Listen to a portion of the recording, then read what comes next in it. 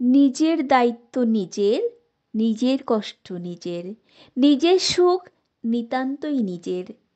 তোমার বিপদের সময় কেউ পাশে এসে না দাঁড়ালে বা সাহায্য না করলে রাগ করো না, কারণ কেউই তোমার সাহায্যের জন্য দায়িত্ব নিয়ে রাখেনি।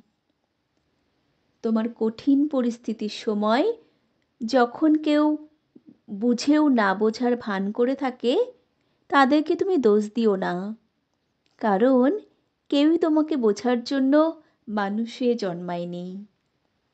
তুমি আলাদা। বন্ধুত্ব করা যায় না বলে হিংসা করো না। তোমার জীবনের পথে ভালো পরিবার, ভালো বন্ধু, সহকর্মী থাকতেও পারে, আবার নাও বা থাকতে পারে। মাঝপথে তোমাকে কড়া বাঁশ দিয়ে ছেড়েও যেতে পারে। মূল বিষয় হচ্ছে নিজের গন্তব্য পর্যন্ত নিজেকে পৌঁছানো। যত্ন নেওয়ার মানুষ পেলে তাদের যত্ন গ্রহণ করো। তাহলে যদি কাউকে না পাও, তাহলে নিজেকে নিজে যত্ন নাও। ভালোবাসার মানুষ থাকলে তার ভালোবাসা গ্রহণ করো। যদি কেউ ভালো না বাসে, তাহলে তাকে ক্ষমা করে দাও। একজনের হৃদয়ের অন্দরমহলে কখন জায়গা করে নেবে, সেটাও তুমি বলতে পারবে না। এক পক্ষ যতটুকু থাকতে দেবে, ততটুকুই তোমাকে থাকতে হবে। সন্তুষ্ট অসন্তুষ্ট হওয়া তোমার কাজ বা তোমার বিষয়। কেউই তোমার অনুভূতিকে জিজ্ঞেস করতে আসবে না। এইসব স্বাভাবিকভাবে ঘটা ঘটনা অস্বাভাবিকভাবে ক্লিষ্ট মনে থেকো না।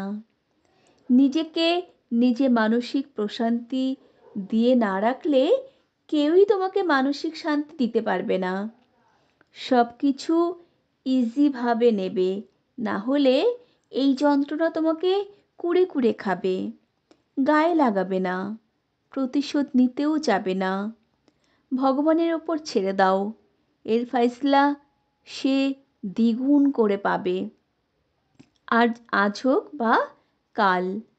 নিজেকে আর্থিকভাবে ধনী বানানোর কাজটা সুনিপুণভাবে করে যাও। দেখবে সমাজ, সামাজিকতা, লোকজনের অভাব হবে না। দেখবে তখন তোমার শত্রুরা অটোমেটিক্যালি পরাস্ত হতে বাধ্য। সম্মুখ চলার পথ কত মসৃণ হয়ে গেছে তা তুমি ইমাজিন করতে পারবে না। সংগৃহীত, কণ্ঠে আমি সুমিত্রা হালদার।